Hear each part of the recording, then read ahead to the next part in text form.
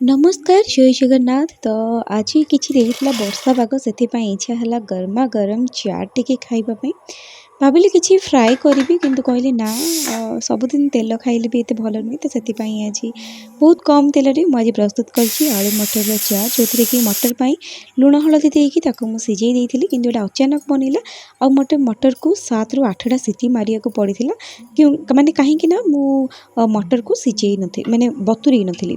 तो तापर आम कौन करवा ना नहीं जा सीझा आलू किसी तो मो पाखे 4टे सीझा आलू थी आउे मटर तो सीझी गला।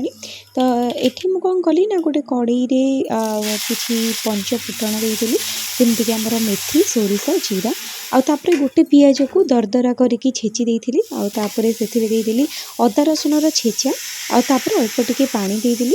तो छेचारे एक्चुअली यार टेस्टा चाट्र बहुत ही बढ़िया आसी था छेचा मसला बटा मसला अपेक्षा। तो तापर एथिरे देदेली किसी धनिया गुंडा टी गोलमरीच गुंडा आउे अल्प टिके देदेली मैगी मसला आउे देदेली स्वाद अनुसार लुण देकी कभर करके मसला को फुटापी छाड़देली। तो तापर एथिरे मु देदेली सीझा आलू जो रखी चोपा को छड़ेकी से सीझा आलू को मुझे सब आड करनेबी यही भाव में चकटिकी आपड़ चाहिए मैशर साहाଯ୍य मैश करेंगे किंतु चाट्रे ना आलू टिके गोटा रही खावाई भल लगी था। तो तापर मुझे भाव में मसला सहित टिके भल भाव में कषि नेली। एठी आप देखिपे मु बिना बतुरेकी भी मटर मोर पूरा 100% सीझी जाइए।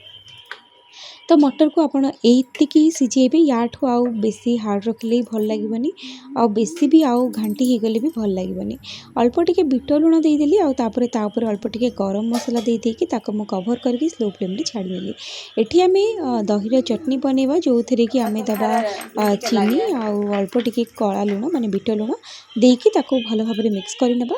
तो बर्तमान आमर एठी चाट प्रस्तुत हो गला। टिके चाटा पतला रही खाया भल लगे दुकान मानक सेमती दिखती पिज दही आउे अल्प टिके सेजुआन टिके पकईदेली सेजुआन थी मो पाखे अल्प टिके टमाटो सॉस देदेली अल्प टिके इमली चटनी थी मो पाखे ताकू देदेली आउे किसी सेव को गार्निश करनेली आपण पाखे पांपड़ी थी आप निहाती भाव में पकईबे आउे ए मुदेली पिज आउ भल भाव में सजई नेली।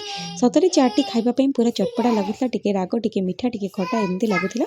तो आशा करुँचे भिडियोटी आपको निहाती भल लगी चैनल टी सब्सक्राइब करने। जय जगन्नाथ।